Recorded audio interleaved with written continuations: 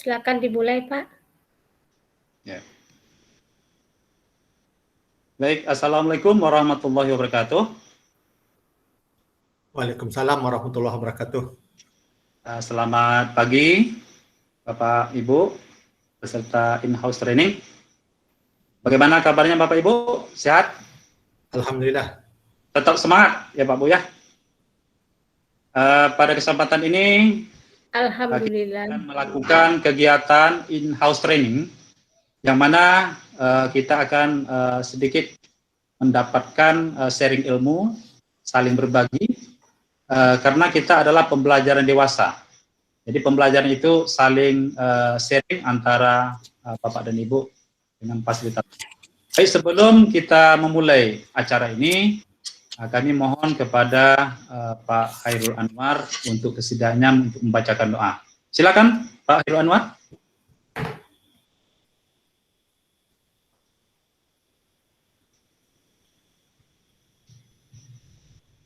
Suaranya Pak? Mute-nya Pak? Iya.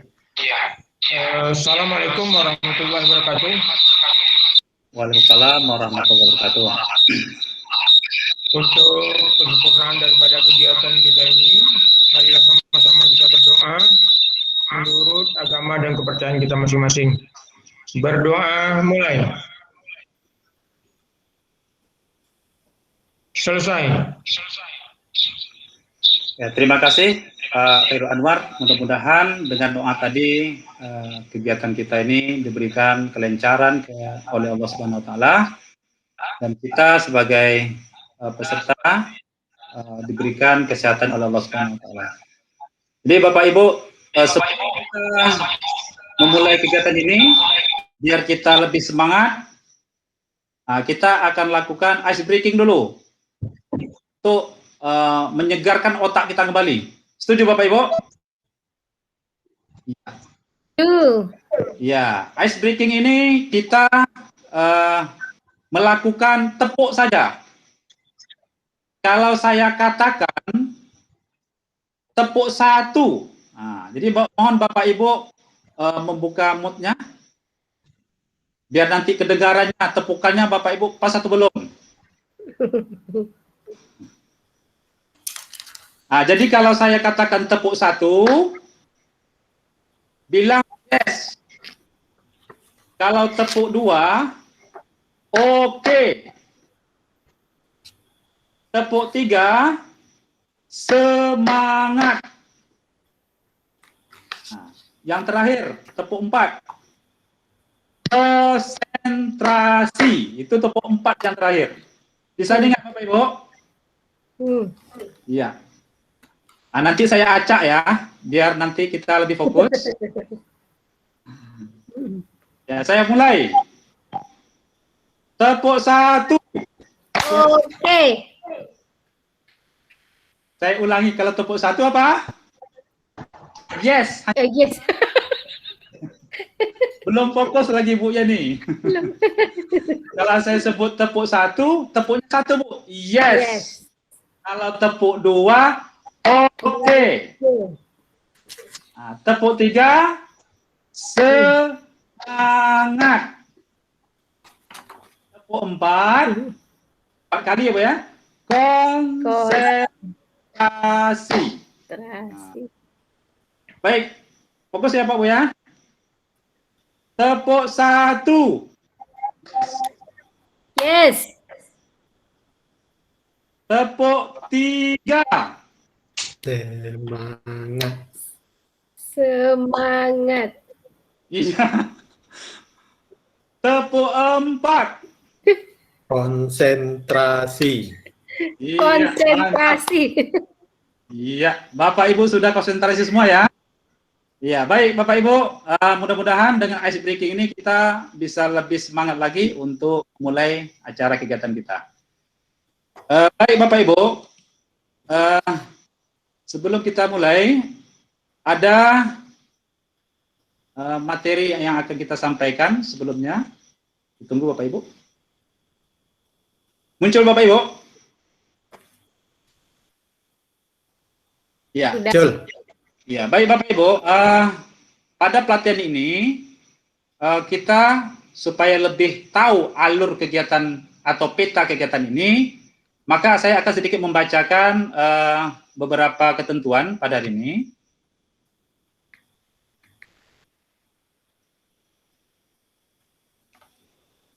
Ya, Bapak Ibu sudah kenal saya ya. Saya Afrizal. Pada hari ini telah berperan sebagai fasilitator bagi Bapak Ibu hebat peserta pelatihan. Nah, kemudian ada peta kegiatan pelatihan hari ini. Yang pertama pembukaan, yang mungkin sudah kita lewati tadi. Selanjutnya tanya jawab materi modul ajar. Nah, jadi Bapak Ibu nanti kita sharing saja, bertukar pendapat, sehingga nanti suasana diskusi kita ini lebih hidup ya. Kemudian diskusi berpasangan, dan terakhir adalah refleksi dan penutupan. Nah, kemudian Bapak Ibu di dalam kesepakatan kita bersama ini ada beberapa tata tertib yang selalu kita ingat. Nah, yang selalu kita ingat bersama, menghargai orang yang berbicara dengan menunjukkan perhatian dan fokus. Yang kedua, nah ini mungkin keterampilan kita dengan menggunakan IT, yang mungkin kita menggunakan aplikasi Zoom Meeting ini, kita membiasakan raise hand terlebih dahulu sebelum bertanya atau berbicara. Ini kebiasaan kita Bapak Ibu. Nah, kemudian raise hand juga pada saat meninggalkan ruang, dan selanjutnya berpartisipasi secara aktif di dalam diskusi Bapak Ibu ya. Nah, materi kita pada hari ini, yang pertama adalah konsep alur tujuan pembelajaran. Yang kedua adalah rancangan alur tujuan pembelajaran. Nah, jadi Bapak Ibu, apa yang terlintas di benak Bapak Ibu kalau saya menyebut tentang tujuan pembelajaran? Silakan Bapak Ibu.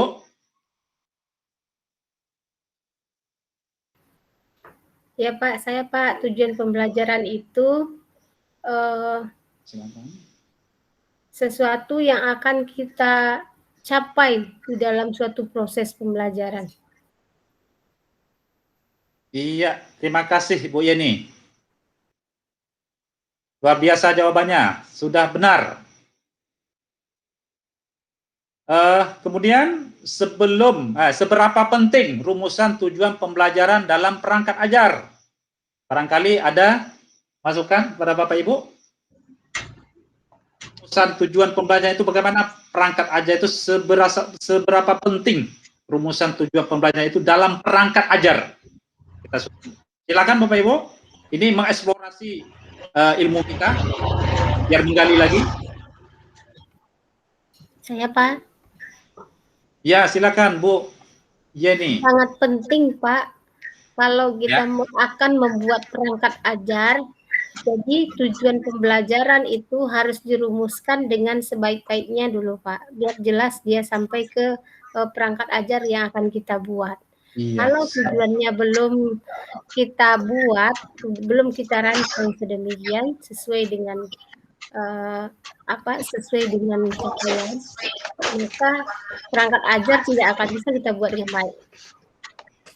Iya Pak, kalau kita mau ke Pekanbaru naik mobil tentu tahu tujuan kita mau kemana kita Bu ya. Luar biasa Pak Bu ya. Terima kasih Bu Yeni.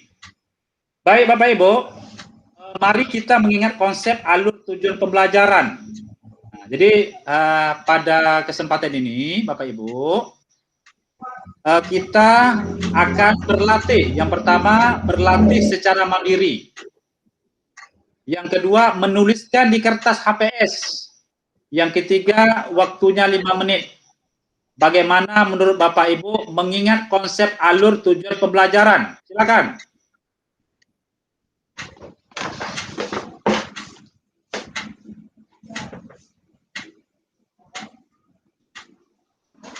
Ya, silakan Bapak Ibu. Ada 5 menit waktunya Pak Bu ya. Nanti kalau bisa satu-satu akan mengutarakan apa konsep alur tujuan pembelajaran. 5 menit. Tinggal 3 menit lagi.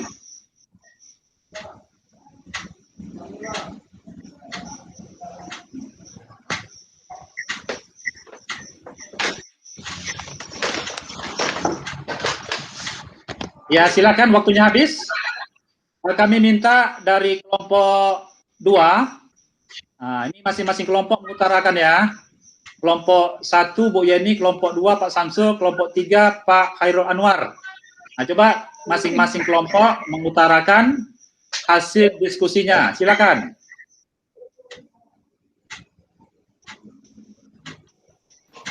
Baiklah Pak, kami kelompok 1 dulu ya Pak. Ya, silakan kelompok 1. Bu Yeni. Kelompok 1 Pak, dari hasil diskusi yang telah kami lakukan, konsep yang dikatakan alur pembelajaran itu adalah serangkaian proses yang tersusun dari awal hingga akhir gitu Pak. Mulai dari capaian pembelajaran, kemudian dari capaian pembelajaran itu disusun tujuan pembelajaran memuat kompetensi, kemudian konten dan juga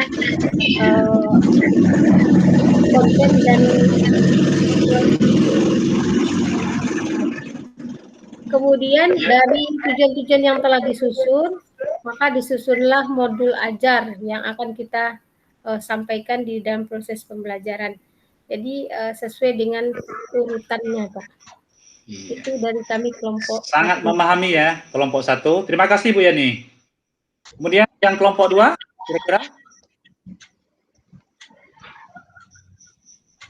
Pak Samsul. Baik, Pak. Silakan. Ya, silakan. Kami tadi menyimpulkan adalah serangkaian konsep yang tersusun dari awal sampai akhir. Setelah ada konsepnya, baru kita bikin alur pembelajarannya. Luar biasa, kelompok 2. Kemudian kelompok 3, Pak Khairul. Ya, kami setelah melakukan diskusi dengan rekan-rekan, memaknai daripada konsep alur tujuan pembelajaran tadi hampir mirip Pak dengan apa yang disampaikan oleh kelompok 2 tadi Pak. Ya. Itu kira-kira. Ya. Berarti mirip Pak ya, kedua-duanya Pak ya. Ya, terima kasih kelompok 3. Ya, mirip Pak. Ya, terima kasih. 1, 2, 3. Selanjutnya, sebelum kita masuk pada alur tujuan pembelajaran, saya sedikit menyinggung ya tentang profil pelajar Pancasila. Ya. Mengapa profil pelajar Pancasila perlu dibahas? Nah, jadi karena goal akhir dari tujuan pembelajaran pada kurikulum penggerak ini yaitu menciptakan peserta didik yang memiliki 6 profil Pancasila sehingga mereka bisa menggunakan di kehidupan sehari-hari. Saya yakin Bapak Ibu sudah hafal 6 profil Pancasila tersebut. Mohon dimatikan audionya, Pak. Baik. Ayo kita cek di modul pelatihan berikut.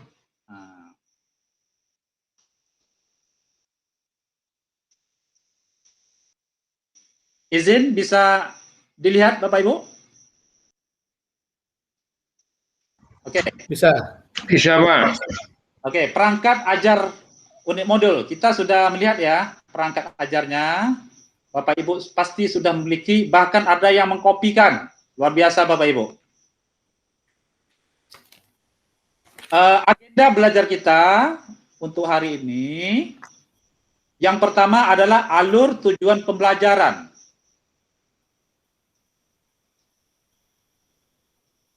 Nah, kemudian Bapak Ibu, masih ingatkah Bapak Ibu, ini sudah tadi ya Bapak Ibu, ini. Nah, kita masuk pada alur tujuan pembelajaran. Agenda sesi kita hari ini, yakni bagaimana konsep alur tujuan pembelajaran. Yang kedua, konsep tujuan pembelajaran.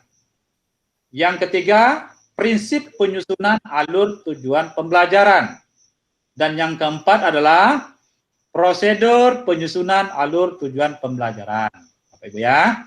Jadi saat ini kita akan belajar tentang konsep alur tujuan pembelajaran. Nah, ini Bapak Ibu. Saya yakin dan percaya apa yang Bapak Ibu sampaikan tadi sudah benar, bahwa secara umum ada 2 langkah besar dalam penyusunan perangkat ajar untuk suatu mata pelajaran. Bapak ya. Yang pertama adalah capaian pembelajaran yang sering kita singkat CP. Nah, CP ini ditetapkan oleh pemerintah yang tersusun dari beberapa fase-fase. Selanjutnya penyusunan alur tujuan pembelajaran. Jadi beberapa pathway menuju capaian pembelajaran itu disediakan oleh pemerintah, digunakan untuk sekolah. Alur pembelajaran ini adalah merupakan rangkaian tujuan pembelajaran yang disusun secara logis menurut urutan pembelajaran sejak awal hingga akhir suatu fase. Alur ini disusun secara linear, sebagaimana urutan kegiatan pembelajaran yang Bapak Ibu lakukan sehari-harinya. Selanjutnya, pengembangan modul ajar. Nah, jadi Bapak Ibu, untuk kurikulum di sekolah penggerak, itu tidak ada lagi istilahnya RPP, silabus, KD, KI, itu tidak ada lagi. Nah, jadi modul ajar ini, kalau kita pendekatannya di K13 itu sama seperti RPP. Nah, namun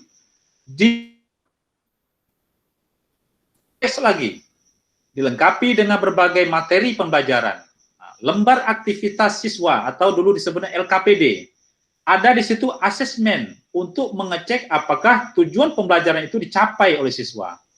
Perangkat ini diharapkan membantu guru untuk mengajar menggunakan metode yang terdiferensiasi ya. Terdiferensiasi ya. Maksudnya begini, Bapak Ibu, bahwa peserta didik itu memiliki kompetensi yang berbeda. Jadi metodenya juga ada perbedaan, Bapak Ibu ya. Nah, sekarang Bapak Ibu, dari pelajaran sebelumnya, Bapak Ibu, apa yang menjadi pengertian dan istilah capaian pembelajaran? Nah, silakan Bapak Ibu.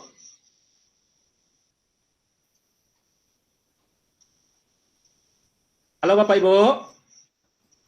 Ya Pak. Silakan Bapak Ibu masukannya. Salah nggak apa-apa Pak. Saya yakin kita sudah. Apa tadi Pak? Modul. Silakan Bapak Ibu. Capaian pembelajaran.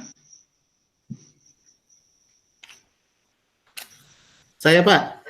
Silakan Pak. Capaian pembelajaran itu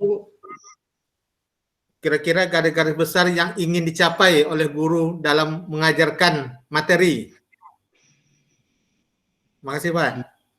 Ya Pak, terima kasih Pak. Berarti sebagai pedoman guru untuk menyusun Pak ya, tujuan pembelajaran. Ya. Saya tambahkan Biasa. Pak. Ya silakan, ada yang menambah? Jadi capaian itu disusun oleh pemerintah sesuai dengan fase-fase perkembangan peserta didik. Jadi dan umur itu dia yang capaian. Iya, terima kasih tambahannya melengkapi jawaban dari Pak Samsul tadi ya. Terima kasih. Kemudian kita masuk pada alur pembelajaran. Nah, ini harus kita bedakan Pak Bu, dari capaian pembelajaran, alur pembelajaran. Ini yang wajib kita ketahui untuk sekolah penggerak. Silakan Bapak Ibu.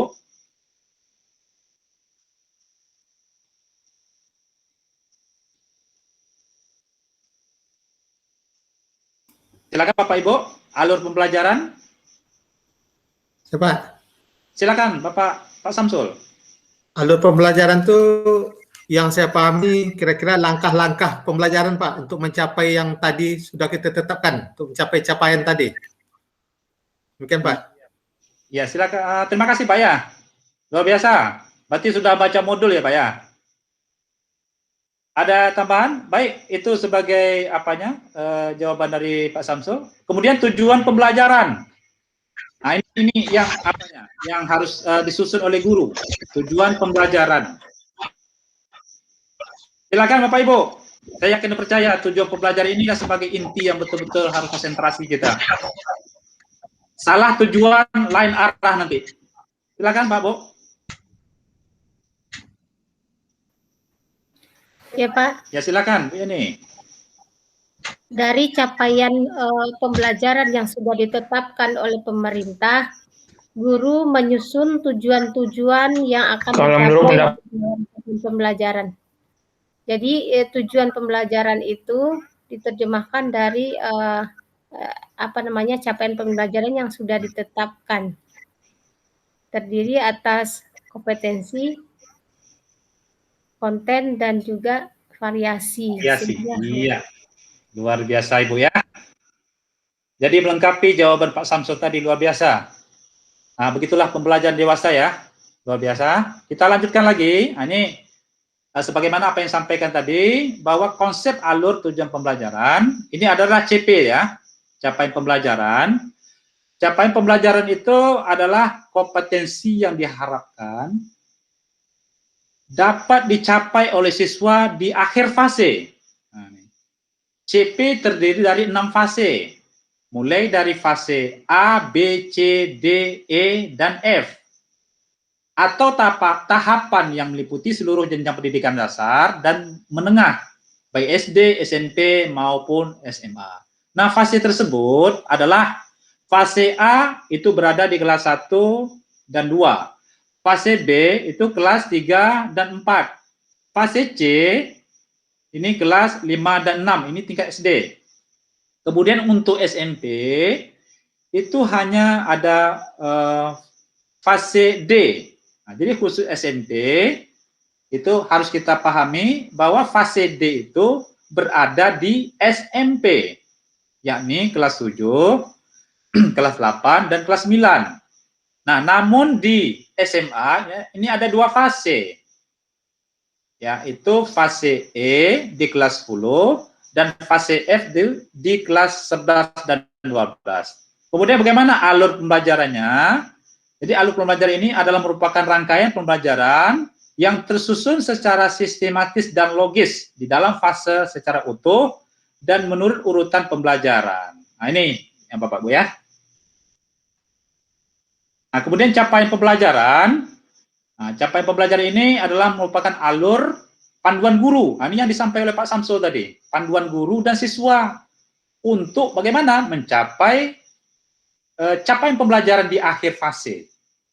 Nah, selanjutnya juga tujuan pembelajaran ini disusun secara kronologis berdasarkan urutan pembelajaran dari waktu ke waktu. Nah, jadi dalam penyusunan alur dan tujuan pelajaran ini ada catatan penting bahwa guru itu untuk menyusun pembelajaran masing-masing itu terdiri dari rangkaian tujuan pembelajaran.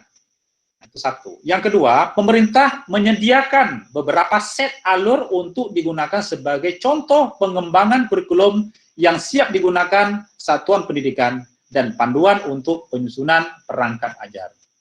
Nah, ini Bapak Ibu secara umum bisa kita lihat ini konsep alur tujuan pembelajaran ini Bapak ya. Di mana fase A ini dimulai dari kelas 1 tadi ya. Jadi Bapak Ibu bisa lihat tadi tujuan pembelajaran 1.1, tujuan pembelajaran 1.2, tujuan pembelajaran 1.3, tujuan pembelajaran 1.4. Nah, ini kita lihat lagi Bapak Ibu sampailah nanti fase berakhir di kelas 2. Ini capaian pembelajaran yang diharapkan dicapai oleh siswa di akhir fase A. Nah, di mana seluruh alur tujuan pelajaran ini ada 3 aspek ini yang disampaikan oleh Bu Yeni tadi.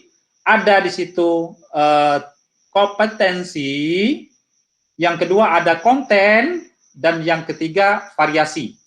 Ya.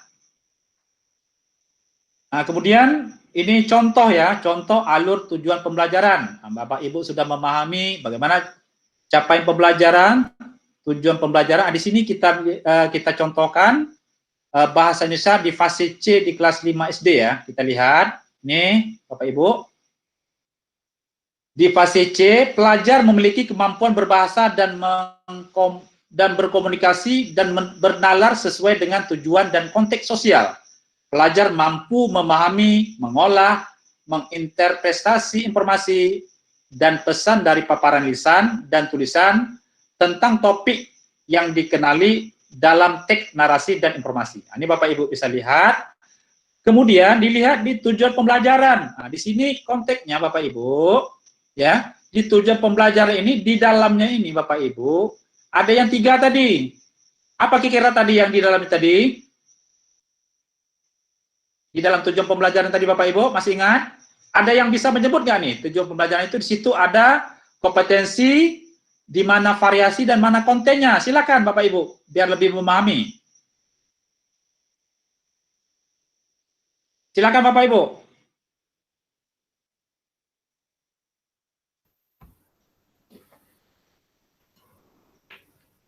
Kalau kompetensi tadi itu berkaitan dengan operasional ya. Iya. Saya contohkan, misalnya membaca. Ada yang lain? Silakan, Bapak Ibu. Mana yang disebut variasi, mana yang disebut dengan konten, dan mana yang disebut dengan kompetensi, Bapak Ibu. Ini harus kita pahami, Bapak Ibu. Silakan. Atau yang kita lihat tujuan pembelajaran 5.2, Bapak Ibu. Enggak apa, Pak. Di sini, silakan. Slide-nya enggak jalan, Pak, enggak nampak. Oh, enggak nampak.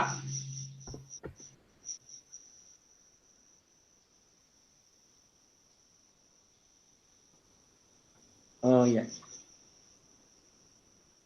Mungkin itu saja yang perlu saya sampaikan Bapak Ibu. Ya mudah-mudahan di akhir pertemuan kita ini apa yang saya sampaikan tadi, hasil diskusi kita tadi bisa bermanfaat bagi kita semua.